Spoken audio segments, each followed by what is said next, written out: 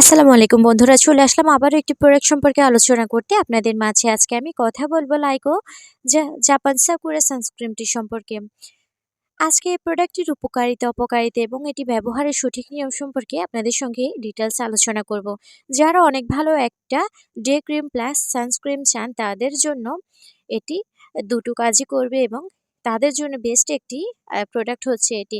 আপনার স্কিনের টোন আপও করবে এবং সানব্রান থেকে প্রোটেক্টও করবে। তাদের জন্য লাইকা জাপান সাকুরা সানস্ক্রিন খুবই ভালো একটি সানস্ক্রিন। এটি ফেসকে সূর্যের আলো থেকে সুরক্ষিত করবে, ফেসকে রোদে পড়তে দিবে না, ফেসে হোয়াইটেনিং ধরে রাখতে সাহায্য করবে, ফেসকে গ্লাস স্কিনের মতো লুক দিবে, স্কিনকে ডিপলি ময়শ্চারাইজ করবে, রোদ থেকে ত্বকে রক্ষা করবে, অ্যান্টি এজিং এর কাজ করবে, স্কিন সফট প্লাস ব্রাইট করতে হেল্প করবে, ক্ষতিকারক কেমিক্যাল মুক্ত এবং এটি সেনসিটিভ স্কিন সহ সব রকমের স্কিনের জন্য কিন্তু উপযুক্ত।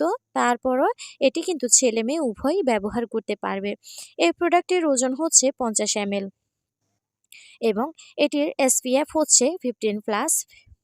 আর এই প্রোডাক্টটি ব্যবহার নিয়ম হচ্ছে দিনের বেলা যে কোনো সময় এটি আপনি ব্যবহার করতে পারবেন। সেক্ষেত্রে চুলার কাছে এবং রোদে যাওয়ার অন্তত 30 মিনিট অথবা 20 মিনিট আগে কিন্তু এই প্রোডাক্টটি আপনার মুখে অ্যাপ্লাই করতে হবে।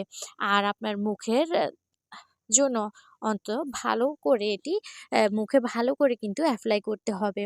তো যারা ভালো একটি সানস্ক্রিন খুঁজছেন এবং পাচ্ছেন না, আমি বলবো এই সানস্ক্রিনটি ব্যবহার করে দেখতে পারেন। না যারা আগে কখনো সানস্ক্রিন ব্যবহার করেননি তারাও কিন্তু এই সানস্ক্রিনটি ব্যবহার করে দেখতে পারেন। খুবই ভালো একটি প্রোডাক্ট।